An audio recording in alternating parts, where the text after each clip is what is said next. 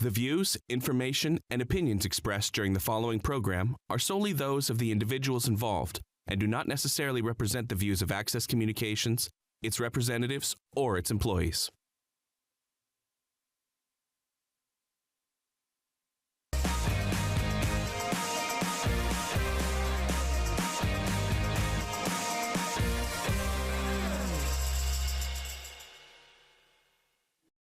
All right, good evening everyone and welcome to the regular council meeting of June the 9th, 2025. Up first, Councillor Weleaser, do you have an amendment to the agenda? Thank you, Your Worship. Under presentations tonight, I would like to present the City of Estevan with the Golden Garbage Can Award.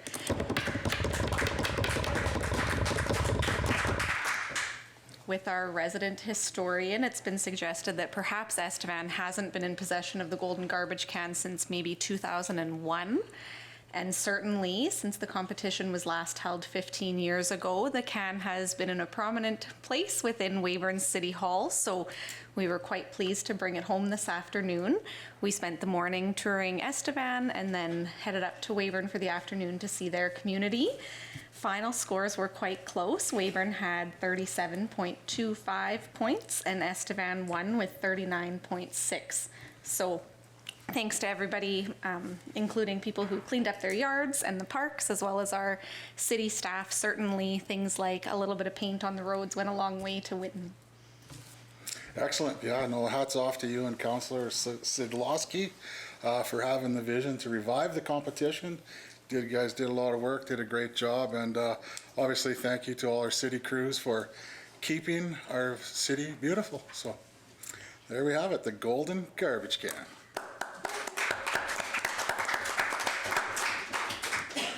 Up next, we have a motion to to adopt the minutes of the regular council meeting of May 26th. Councillor Mouse, Councillor Elliott, questions, comments on that? Seeing none, all in favor? Carried. Up next, written reports of committee, Southeast Transportation Planning Committee minutes of April 22nd. Councillor Johnson, anything to add with those?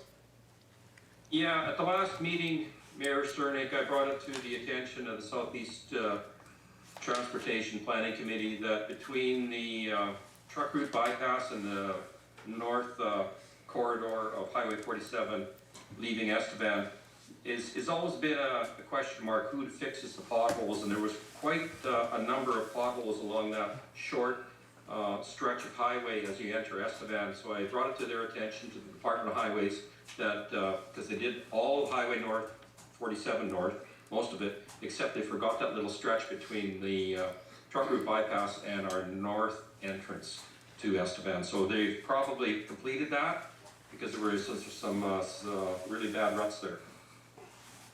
Okay, excellent. Thanks for that. Did you make a motion to accept? Yes, an acceptance of the minutes. Seconded by Councillor Verova. All in favor? Carried. Up next, the Estevan Police Board Commissioners motion from May 13th, which is to approve a variance budget summary for purchase of a few units. Chief and Deputy Chief are with us tonight. Do you guys want to come up and run us through what we're looking at? Good evening. Thanks very much for having us. What we did was our last previous board meeting we had with our Board of Police Commissioners, we had asked for some of the money that we had a positive variance on throughout the year. So at the end of the year, we had a positive variance with the police service of about $256,000. I've got to say that when I came in September, I'm just getting used to everything. Come October, November, I realized that we had probably a little over $200,000 to the positive. And we had a bunch of items that we were looking at spending the money on, but there's a number of factors that came into play, thinking that we were going to hold that in abeyance and put it into a reserve fund to be able to spend in 2025 to cover off some of those items that we were looking at. Some of the issues that came up, obviously, at the end of the year, we don't know our exact numbers on our budgets until the new year. So what we're doing is we're projecting what our final numbers are for net budget. And one of those is journal entries. Finance has to do journal entries. The CBA, under the collective bargaining agreement with the city police versus 26 pay periods forces us to go into the new year and then backdate some of those weeks into the year previous. We had liabilities that we had to look at. Those liabilities are earned days off, some vacation time, and depending on what we put away at the beginning of the year, that might fluctuate at the end of the year once finance does that, but that doesn't happen until the new year. The third part that comes in is revenue. We don't receive revenue. Probably last year we had 46% of our revenue for 2024 received in 2025, 46%. In today's budget, moving into 2026, that would be equivalent to about $256,000 not received until the new year. So there's a lot of what ifs and not sure where we're at. So we, as an executive team, made the conscious decision not to spend that money until we had the final dollars, knowing that past practice in the previous year, they had a reserve fund set for the excess money that they had in the account. When it came to the new year, the board and we met with some of the city manager and a few other people from the city. Setting up a reserve fund isn't palatable. And so that money was taken back under the Police Act. It goes back into the general funds for the city. So we're here today to ask for I believe it's $203,200 for the items that you have in front of you with respect to what we were going to purchase in the fall. And that would have probably been November. We knew we probably had roughly, give or take, about $212,000 in the in excess of what the budget was saved. So we're here today to ask the councillors and the members here to support that motion by Councillor Mollister as well as Councillor Moss. So. Okay, excellent. Yeah, and on the list, it's some vehicles, some maintenance to the building over there. So do we have a motion to accept this report? Councillor Verba, seconded by Councillor Dubowski. Questions, comments? Councillor Waleser. Thank you, Your Worship. Councillor Moss and myself do sit as two of the members on the police board. Some of the discussion that we've had looked at who is responsible for the maintenance of the building, and that should actually be something that's being done in conjunction with the city's maintenance department. So that's why we felt that bringing that front step forward to make sure it got replaced this year was appropriate. And then also discussed future planning, that other city departments just have a component of their budget annually that they build their vehicle replacement into. And because the police do not have that as it stands, being able to catch up would be helpful. And then moving forward, we could look at implementing a system similar to other city departments. Okay. Anybody? Councillor Elliott? Thank you, Your Worship. Just for clarification, so this was a surplus that you had, which was turned back to the city? City Manager? Thank you, Your Worship, Councillor. So, so each department operates within a budget of the year, and there's overages and underages in all departments. That just levels out into the general bank account at the end of the year. So if we budget $400,000 for snow removal and we only have one say snowstorm and there's a surplus, we don't put that into a reserve account for future years of snow removal. That's just generally how we operated. So that was discussed at the police board, and that said, you just need to ask council for that allotment of funds into the subsequent year, because we budget based on kind of a cash flow basis. If I may, Your Worship? Go ahead. So then the money with the extra was handed back to the city. It goes into our general, not into a side fund. Correct. And so we've already got our budget, and we're now being asked to find another $200,000. Do I understand the situation? Correct. Thank you. Okay. Any other questions, comments out there? We had a motion. We had a seconder. All in favor? Oh. I have a question. Oh, sorry, Mayor Cernik. Yes, go ahead. Yeah, Mayor Cernik and to the rest of council, when I first read this report, I really don't like this line, this way of budgeting and this way of forecasting budgets and offsetting budgets from one year to the next, and then grappling with a $200,000 actually, we're gonna have to go out and borrow some more money, it appears, in order to pay for this expense at this time. So, I'm a little bit, I'm gonna say questioned on why we didn't see all this in Estevan police budget at that time. It should have been in their budget, should have been forecast and well in advance. And I guess the other question is you know, what happens in years where this happens? I guess it may affect other departments where they may not get what they need because there's an overrun with one department or another. So I'm a little bit questioning this whole way of budgeting, and I'm concerned about it. This is the way I've never seen budgeting like this ever in my life, and I'm gonna have a hard time supporting it. Thank you. Chief Blendon? Yeah, Councillor, I totally appreciate your thoughts there, and I agree. I mean, we were under the impression that past practice was to be able to turn that into a reserve, so that would never have been turned back in and be part of the city's budget. In 2023 into 2024, there's a surplus of, I believe, $27,000 that was allowed to be moved over, and it never saw the accounts of the city. So we were under the impression that we continued operating on that basis. Moving forward, we recognize that the city doesn't want to set up and allow individual departments to have a reserve account. So under the Police Act, you're allowed to set that up if council is authorizing that. That's what we were moving forward with, and that's why we had that extra funds. We didn't realize it was being turned in right away without the opportunity to request it being put into a reserve account. So I appreciate and understand your feelings. Moving forward, we know that in the end of 2025, there is no opportunity to look at a reserve fund. So this certainly won't be on a go-forward basis, the way things happen. Like the Councillor Walliser had said, it's sort of a balancing act right now. It's a way to sort of righten the ship, and then moving forward, we're going to be working on the same basis as every other department. A little bit of a learning process on both sides. Absolutely. Councillor Johnson. So, Hey. okay. Any other questions? Councillor Dubowski? Thank you, Your Worship. Just to clarify what we'll be voting on here, we're not voting currently to accept this. It's just the presentation, or are we voting to accept this right now? We are voting to accept this. Okay, so I have a question regarding the vehicles. This is asking to replace vehicles, right? And that's correct, yes.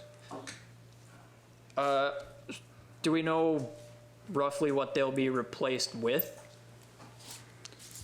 Well, vehicles of the same sort of standard, we've listed about 45,400 for each. Most of them are based on, one was written off, we don't even have it anymore for our criminal investigations unit. There was another one that was released that we don't have a replacement for itself. So when we look at it, we're looking at replacing it with a used but somewhat newer vehicle, not so much brand new off the lot. We're certainly looking at something in the neighborhood of, at the end of the day, costs all in, taxes, everything, around the $45,000 mark. A used one, but in lower mileage, and that's what we're sort of looking for. So are there still like smaller size sedan interceptors, or are they all just SUVs these days? Well, there's an option for some of the sedans, and the SUVs themselves, because of our weather and the amount of equipment that the members are carrying, is one of those options that most police services have sort of went towards over the last little while. I think when I first got on, we were all driving the police interceptors, the Fords. Some of the Fords stopped making those vehicles, and we went to the SUVs, and so it is one of those options for the police services to choose which way they want to go. In our climate and what we carry out there with respect to the members on the street, we've opted for the SUVs. Thank you. Any other questions, comments out there? Seeing none, all in favor? 1 second. Okay. Okay. Opposed? Got her. Carried. Thanks for coming tonight. Thanks very much. Up next, executive reports. Tax night. Actually, it's not really tax night, is it? Tax. I'll do that at the end. First up, we have a tax assessment, tax title tender for 915 4th Street. We've received 3 bids. There was looks like a high bid of 16,000. Our options at this point are to accept the offer, counter offer, refuse the bid. Recommendation from Trina would be to go with option 1, to accept Nadia's winter's offer of 16,000 as presented based on future revenue for property taxes. Do we have a motion to accept this offer? Councillor I'll make that Elliott? motion, Mayor Cerny. Okay, we got you on seconder. So Councillor Elliott made the motion, Councillor Johnson seconded it. Questions, comments? Councillor Verhoeven. Just in general, Karina, 2 questions. First one is, I noticed that some of these bids have the same person bidding on multiple properties. So we're clear that this person still does want multiple properties. They weren't just bidding on them just to try and get one? Or how does that work? Yeah, so they were all individual tenders that went out? Yeah, so to my knowledge, they were bidding on each individual property.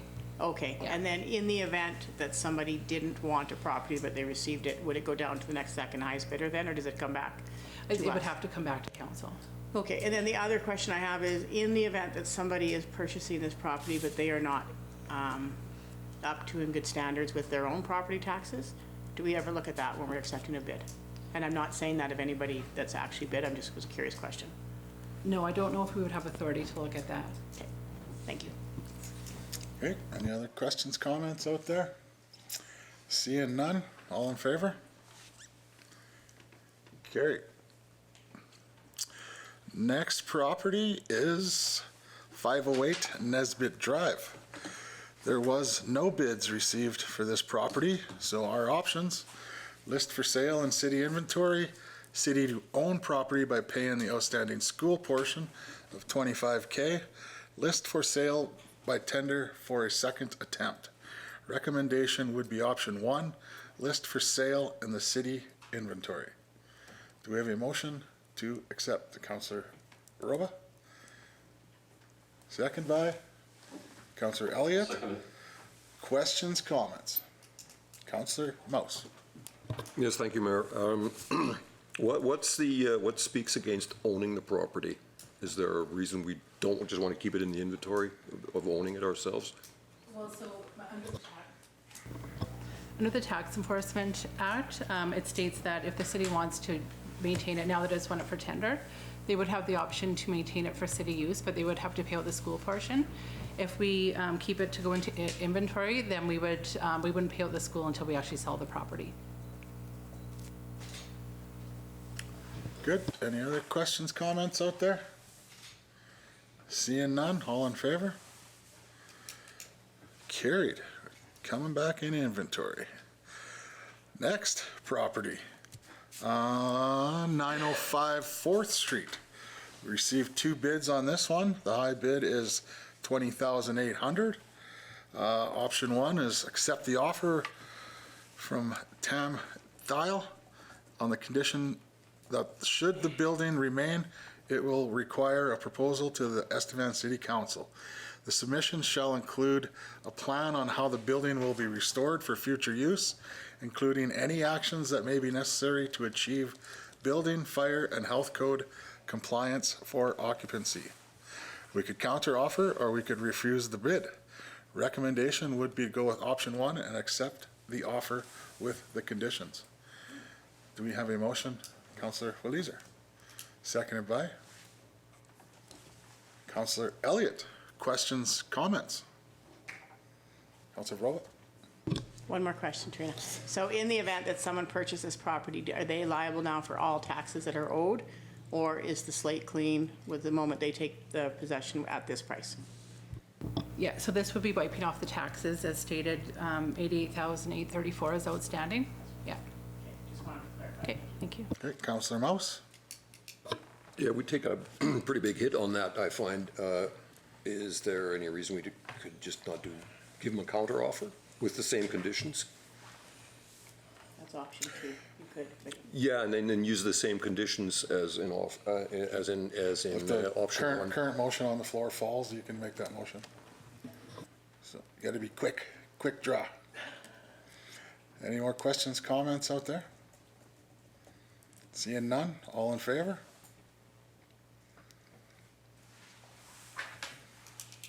Opposed? Got her? Carried. Next property up is 937 George Street. We received 3 bids for this property. We have a high bid of $150,000. Recommendation would be to accept the T-Bliss Nail Lounge's tendered amount of $150,000 to cover the full balance of the outstanding property taxes. We have a motion to accept. Councilor Varoba, Councilor Releaser, seconded by. Questions, comments? Councilor Varoba?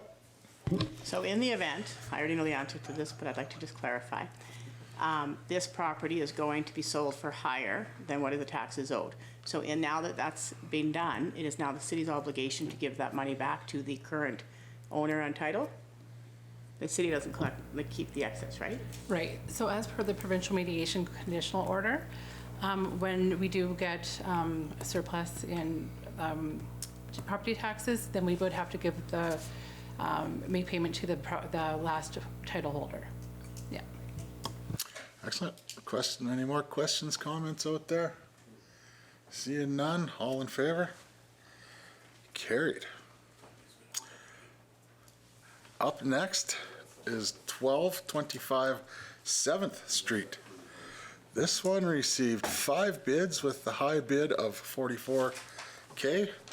Recommendation is to accept Nadia Winter's tendered amount of $44,000 as the highest bidder to cover the full balance of the outstanding property taxes, with the understanding that should the building remain, it will require a proposal to Estevan City Council. The submission shall include a plan on how the building will be restored for future use, including any actions that may be necessary to achieve building health, fire, health code compliance for occupancy. Do we have a motion to accept this bid? Councilor Releaser, second by Councilor Mouse. Questions, comments? Councilor Varoba. The amount that's returned to somebody that we sell their property for them through this process, they're still liable for all legal fees and anything else that the city incurred to sell the property, real estate fees, et cetera, prior to returning that amount. So the purchaser is actually responsible for all the legal fees and transfer fees. Yeah. Excellent. Any other questions, comments? Councilor Dubowski. Thank you, Your Worship. I've noticed this is the second time this person has popped up on here, would be to win this bid. We're sure this person is intent is to own these 2 properties, correct? As I guess, yes. Or Yep. Maybe we have a new entrepreneur out there. So we have a seconder. Any other questions, comments out there? Seeing none. All in favor? Carried. Another tender for 1326 6th Street. We had 4 bids received on this one with a high bid of $20,100. The recommendation is to accept this Paul Rose tendered amount of $20,100 as the highest bidder to cover the full balance of the outstanding property taxes. Do we have a motion to accept this? Councilor Varoba, second by Councilor Dubowski. Questions, comments? Seeing none. All in favor? Carried. Richard, you want to come up to the next one's a little different. I guess we're done with the tax assessment. Thank you for coming tonight, Trina. Got some money going there. Background and discussion. The proposal is to move in an existing building for a new office building. The existing building on the site was determined no longer suitable for use and will be demolished. We have pictures attached. This is kind of looks like a mobile home bringing in. There's a lot of stuff on here. Options. Council may deny approval for the proposed office building. Council may approve the proposed office building subject to the conditions, or the council may amend the recommended conditions of approval. The recommendation, the council approve the proposed office building subject to standard conditions in the following. Developer to not use or expand the building into a full residential use. Commercial use of the building is to be the principal building use, and the building is approved for occasional sleeping quarters. Richard, can you run us through this one? Thank you, Your Worship. Yeah, the proposal, the property changed hands, and the existing building that was used for the office on the property suffered a lot of water damage in the last few years. So the developer or the landowner right now is elected to landfill the existing building and put in a new one. And so they found this particular property, this building that they'd like to move in there. It is used, but it looks like it's in fairly good shape, at least on the exterior. The big issue that I wanted to deal with, Mayor and Council, was in one of my past positions, I was representing a community that put a bunch of dwellings into their industrial park. And then it got to the point where you couldn't put anything industrial in there that would have, say, a separation distance from the building to a nearby residence. Large-size propane tanks, for example, or chemical storage sometimes have a separation distance. So I emphasized that when I put the notice out to neighboring landowners. Ask them, do they currently or are they in the future planning on putting or doing something on their particular lot that would trigger a minimum separation distance from a dwelling? And I did not get any response from it. The dwelling is small, or the building is small rather, and the dwelling is a portion of that building. So I was satisfied that we're not going to wind up in a situation where we would have a problem like that. And with it being so small, we probably will also self-regulate the issue of having to have a school bus going to industrial park to pick up some child. That's another thing that I myself wouldn't be too thrilled about. So I feel with the conditions here that this would be safe to allow for this. Okay, do we have a motion to accept this? I'll move. Councillor Johnson, seconded by Councillor Mouse. Questions, comments? Councillor Mouse?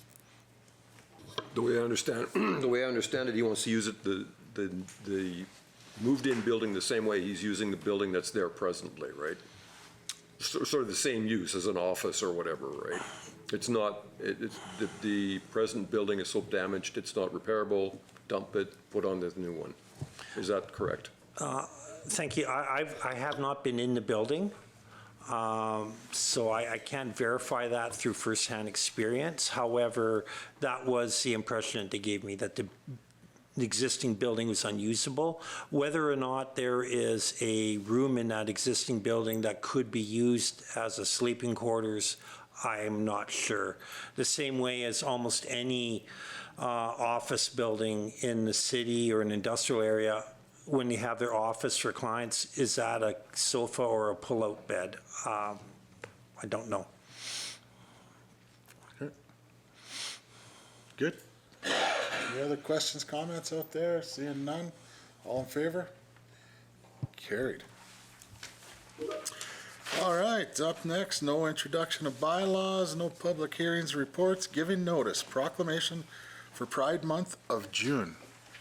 Whereas Canada is home to over 1 million people who identify as gay, lesbian, bisexual, transgender, queer, asexual, and are questioning their gender identity and or sexual orientation. Whereas a large portion of that population in Canada feel threatened into hiding by anti-LGBTQ plus rhetoric and potential loss of their rights, freedoms, and safety as a result of that rhetoric. Whereas Pride events are about human rights, empowering LGBTQ plus people to celebrate their existence, perseverance in the public spaces they often are excluded from, implicity and explicity. Whereas threats, violence, and harassment against LGBTQ plus people happen every day around the world. where some crimes are perpetrated because of the victim's perceived or real sexual orientation and or gender identity without prosecution as a hate crime, or in some cases, an investigation is never launched. Be it therefore resolved, I, Tony Cernick, Mayor of the City of Estevan and the Province of Saskatchewan, do hereby proclaim the month of June 2025 as Pride Month in the City of Estevan. There you go, proclaimed. Thank you. Do we have a motion to accept this proclamation? Councillor Leeser, second by Councillor Dabowski. Questions, comments? Seeing none, all in favor? Oh, Councillor Dabowski, sorry. Thank you, Your Worship. I just wanted to, in case people are not aware of the actual meaning of Pride Month and why it exists, I wanted to give a quick note on the actual history of it, because it's important that we not just see Pride Month as something that happens every year in June, and we actually understand why it happens. So June 28th, 1969, in New York at a bar called the Stonewall Inn, the New York police raided the bar and began arresting, harassing, and assaulting the patrons of the Stonewall Inn, from drag queens, gay men, lesbian women, transgender persons, anyone who didn't look like or conform to societal norms of the time. While bystanders watched and did nothing, these queer people from all walks of life were villainized. The crowd and other patrons eventually were called to action and fought back, leading to a multiple-day altercation. Following this event, a year after, on June 28, 1970, came the first LGBTQIA+ Pride Parade, known as Christopher Street Liberation Day. This event had ignited a multi-generational call to action for queer rights and equality, a force of action that is still ongoing to this day, and a tragic event that is still honored to this day in the form of Pride Month and countless Pride parades across the country and world. Pride does not celebrate just one people. It is all who fall under the LGBTQIA+ umbrella. But make no mistake, there is still very much this bigotry and hatred towards these people today, even within our own city. There are people that are so scared to even be themselves, and there are others that will never bend the knee to this hatred. Regardless of how you identify, who you love, if or when you feel comfortable to be yourself or come out, you're a part of this community and you're loved as anyone else is. So let me be crystal clear about this. LGBTQIA+ queer people are not your enemy. They are not punching bags. They're human. They're parents, siblings, people's children, friends, neighbors. They are family. And they are welcome in Estevan and deserve to be treated free of discrimination, hatred, and bigotry. Thank you. Thank you for that. Where were we, seconder? We have a seconder, just Okay. the vote. Let's accept. Thank you. Thank you, Your All in favor? Where are we at now? Motions from committee, none. Consideration, inquiries. Councillor Verova. Thank you, Your Worship. I had a few inquiries I had sent on to the city manager, and he took care of them. Mostly was things that just sprinkler issues, etc. One person felt that we water a bit too often and was wondering if we could possibly water every second or third day, but so I said I would turn on. The other thing is sprinkler heads sometimes water the streets, which people are concerned about. However, Parks Departments for the last 9 years have been telling me that they do check them. It's an ongoing issue. What happens is people come by and just kind of give them a little twirl, either by accident or something happens, they hit the head, and then it gets kind of sprayed off. So feel free to report them. We will look into that if that happens.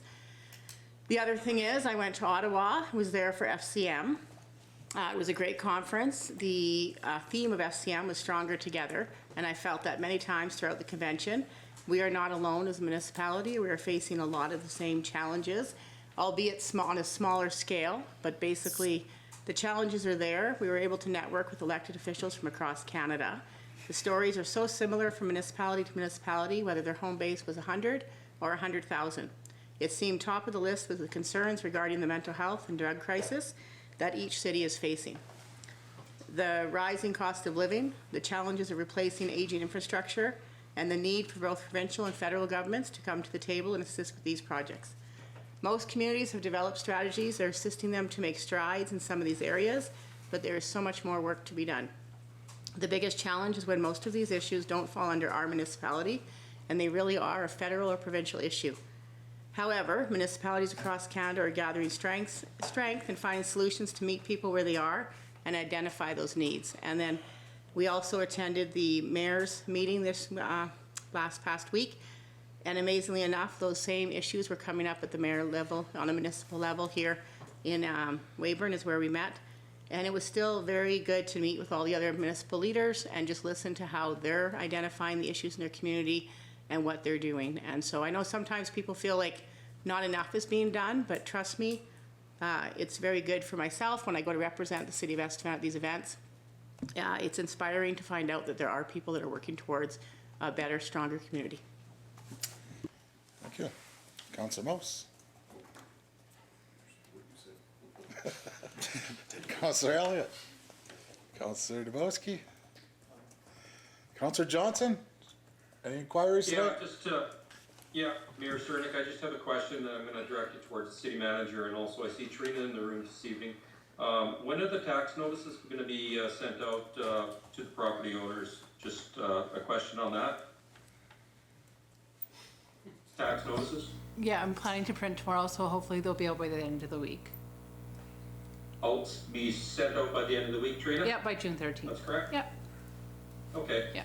And the other one, I'm so proud of the golden garbage can presentation to the city of Estevan again, and I'd like to really, really pass it along to all the citizens of Estevan, and also Councillor Walliser for doing such a fine job. It makes me really proud, and it makes Estevan really proud. So high five. Good job. Thanks, Councillor Johnson. Councillor Walliser.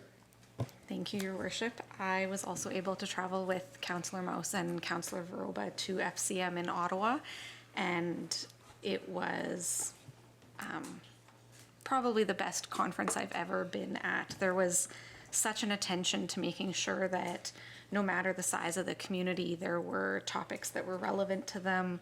They changed up the structure this year so that rather than just sitting and listening, we were able to participate in workshops that targeted things that are happening across the country.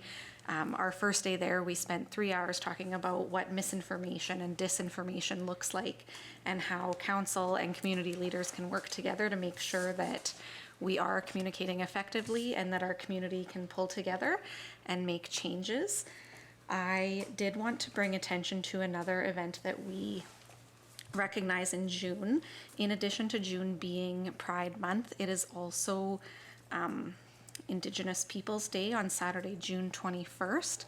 And there is a lot of overlap with Pride Month, especially when we look at the patterns of violence in Canada. Violence against Indigenous women, girls, and those with who identify as 2S LGBTQIA individuals continue to face stereotypes, violence, and racism in a way that other Canadians do not. We are now 10 years post the Truth and Reconciliation Commission that occurred across Canada and created the 94 calls to action. So as the City of Estevan moves into our strategic planning for the fall, I would like to ask that Council looks at those 94 calls to action, and that we also consider as a community if there's places that we need to refresh or renew our relationships with those Indigenous communities. Excellent. Thanks for that. City Manager. Nothing to add, Your Worship. City Clerk Josh. Nothing to add, Your Worship. The only thing I have to add is obviously our thoughts and prayers go out to all those affected by the ongoing forest fires, and we pray for everybody's safety. So, Councillor Veroba. I was leaving this for you, but you helped me out last time, but just congratulations to the Orpheum Theatre. The Orpheum Theatre reopened this week. I've seen cars there. I have not made it there yet, but I do plan on getting some popcorn and going to watch Mission Impossible. And then Lilo and Stitch is the other one. I don't know if I'll have time to take my grandkids, but yes. Anyways, congratulations to the reopening on the Orpheum, a much needed iconic building in our city that we are happy to see open. And so, yeah, if you can, just go out and see a movie. Support them. Thank you for that. Everybody's good. We'll have a motion to go into committee. Councillor Mouse, Councillor Dubowski, all in favor? We're going into committee. If you'd like to share your feedback on the program you just watched, contact us today